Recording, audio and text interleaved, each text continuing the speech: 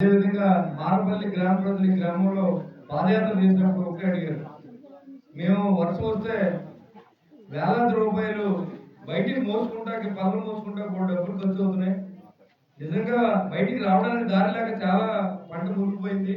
ఈ నష్టం కాపాడాలంటే ఈ రోడ్డు వేయాలి. ఈ రోడ్డు వేయకపోతే రైల్వే వాళ్ళు కనుక రోడ్డు క్లోజ్ చేస్తే మా ఊళ్ళోకి రావడానికి రోడ్డు లేదు. ఈ గ్రామం వచ్చి 50-60 సంవత్సరాల ముందు నుంచి కూడా ఉన్నప్పుడు కూడా ఎవరు ఆ ప్రయత్నం జరగలేదు. ఇది మనం చేయాలని చెప్పి ఆ రోజు సంకల్పం చేయడం. నేను గెలిచిన వెంటనే కలెక్టర్ గారికి అర్జీ చేయడం జరిగింది. అప్పుడు నాకు చెప్పి 70 సెంట్లు అని చెప్పారు. కానీ అది ఈరోజు 1 ఎకరా 20 సెంట్లు మనం కొనుక్కుంటే ఈ రోడ్డు వేయడానికి శాంక్షన్ ఇమీడియట్ గా శాంక్షన్ చేస్తారని చెప్పి కూడా పెద్దలతో ఇప్పుడు మాట్లాడాం. కొంతమంది రైతులు సుముఖంగా ముందుకు వచ్చారు. ఈ గ్రామాన్ని రోడ్డు వేసుకునే బాధ్యత నేను తీసుకున్నాను. హామీ కూడా ఇచ్చారు. దానికి సంబంధించిన ఆ రోడ్డుకి సంబంధించిన రూట్ మ్యాప్ అనేది ఇది మా మారంపల్లి గ్రామ ప్రజల తరఫున అలాగే తోటమ నాయకుల తరఫున మన ఎమ్మెల్యే గారికి అందజేస్తున్నామండి.